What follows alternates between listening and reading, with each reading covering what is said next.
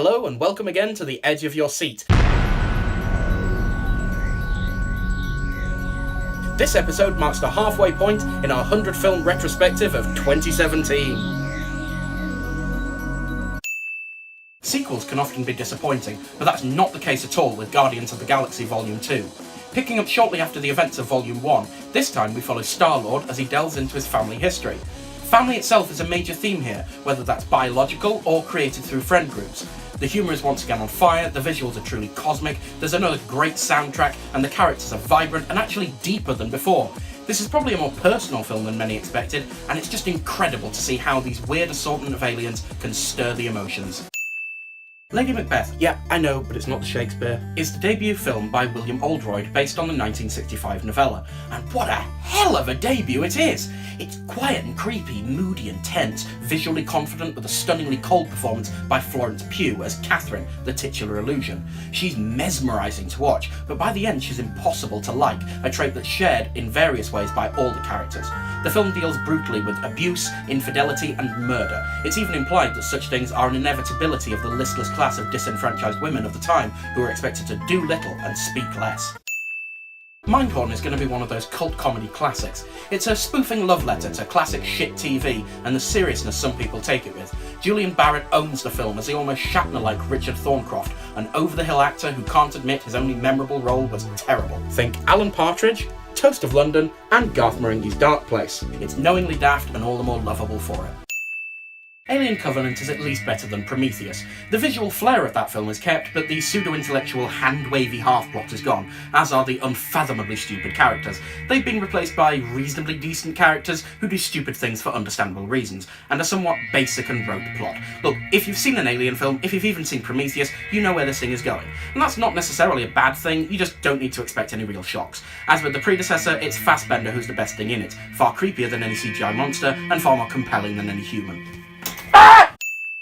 King Arthur, Legend of the Sword is just unrelentingly awful. Anyone unfamiliar with Arthurian legend will likely be confused, and anyone familiar with it will see it as bastardization.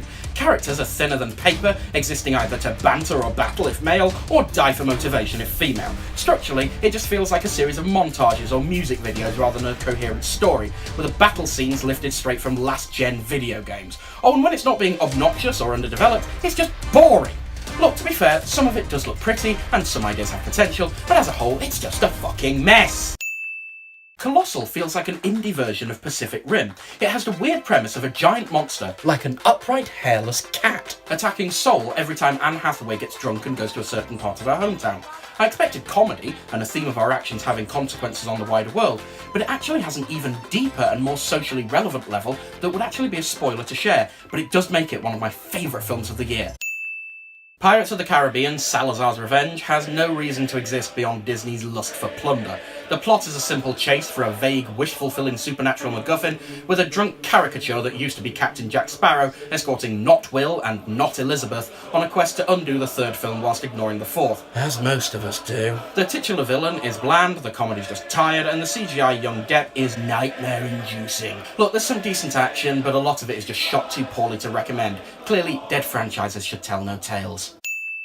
The Red Turtle is a simple, dialogue-free story of an unnamed shipwrecked sailor thwarted in his attempts to escape a deserted island by the titular reptile. It's visually gorgeous, mixing classic Japanese-style backgrounds with very European character design. The simplicity makes it universal, though there is an unexpected act of violence and some magic realism, but as a Studio Ghibli fan and an animation fan in general, I absolutely adored it. Wonder Woman is the best live-action DC movie since The Dark Knight, and that's not to say it's perfect, it feels like there's still more potential to hit, but it's really good. The story is pretty straightforward. Fish out of water, coming-of-age origin of the Amazonian warrior woman set during World War I. But the action is just spectacular, and the characters and their interactions are great.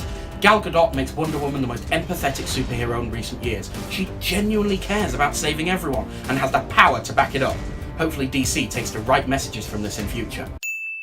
Imagine Nick Fury stopping the first Iron Man film dead to give a lecture about S.H.I.E.L.D. and the Infinity Stones. Oh, not to mention defeating Thanos by enacting Thanos' own plan. That's Dr. Jekyll and Mr. Exposition's job in The New Mummy, a failed franchise blockbuster that falls apart with a lack of internal logic. The acting's reasonable, the effects serviceable but overused, but the script is just a complete mess. It's tonally inconsistent. Is it a horror? A thriller? A superhero origin? A swashbuckler? And it's filled with bland characters running around Iraq, Surrey and London on a nonsensical MacGuffin fetch quest. Just stick to the classic or even the Brendan Fraser one. Baby Driver is essentially a jukebox heist movie. The whole thing is meticulously plotted and choreographed, as you'd expect from Edgar Wright, the guy behind the Three Flavors Cornetto trilogy. It's fast, it's funny, it's heartfelt, and it has the best soundtrack outside a Guardians of the Galaxy film. Ansel Elgort carries the whole thing with style, with Jon Hamm adding charisma for good measure. Of course, it would be remiss of me not to address Kevin Spacey as well, but the recent allegations against him may take some joy out of the experience. Beyond him though, it's superb. Gifted stars Chris Evans as the uncle and guardian of a precocious maths prodigy left to him by his equally gifted sister at the point of her death. He aims to raise her as normally as possible, but his mother disagrees, sparking a custody battle. It plays out pretty much as expected, but without resting too much on cliches. The dialogue and the acting make for a fun, engaging and heartwarming watch, even if the plot is a little predictable. In This Corner of the World is an anime set in and around Hiroshima in the years leading up to and after World War II. It focuses on a young artist named Suzu who loves to draw the scenery around her and the compromises she has to make for the war effort. The film is visually beautiful, but the quaint mundanity of day-to-day life is always underscored by the war and the imminent atomic bomb.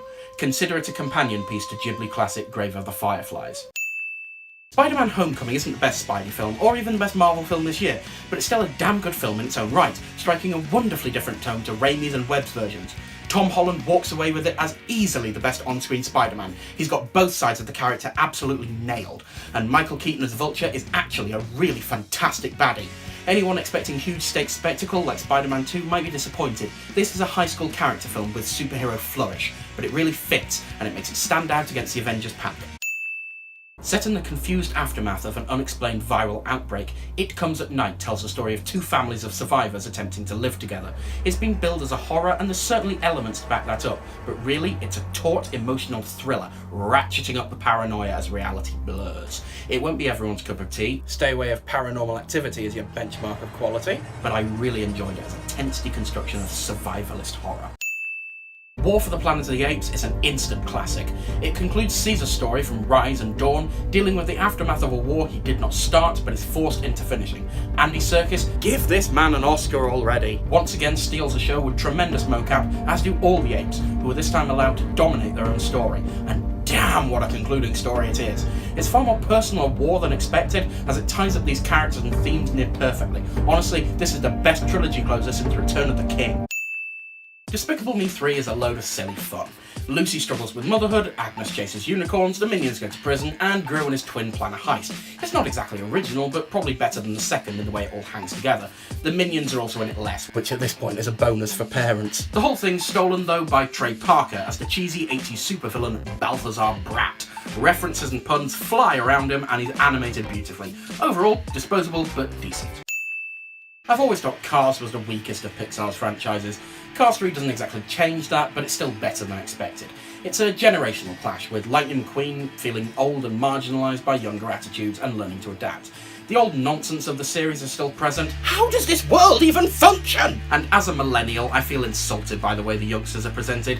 But to be fair, the scenery is gorgeous and the motion is stunning, and it's easily the better sequel, possibly the best of the trilogy. But really, it's just okay at best. The Beguiled finds Colin Farrell as an injured Union soldier in the American Civil War. He's taken into a claustrophobic southern boarding house run by Nicole Kidman, where there is much discussion of what to do with him. As the boarders are all female, the film plays a long, slow game of teasing out the sexual tensions of the women of this era. I'll admit I haven't seen the original that this was based on, but it did remind me of Lady Macbeth from earlier this year. Ultimately, I preferred that film, but this one is still worth watching. The Big Sick is a naturalistic, modern, multicultural rom-com co-written by Emily V. Gordon and Kamal Nanjiani. It's loosely based on their experiences, with Nanjiani playing himself. The two meet as a comedian and heckler at Kamal's stand-up show and begin a long-term relationship. This then falls apart when Emily, here played by Zoe Kazan, finds that he has kept the whole thing a secret from his family, who are still trying to set him up with Pakistani women. It's genuinely warm and funny. Honestly, the best rom-com I've seen in years. If you like things like Judd Apatow's Netflix series Love, then this is a definite must-see. It has got a bad name, but look beyond that, it's a great film. Usual YouTubey stuff, please like, share and subscribe, and follow the link for other videos.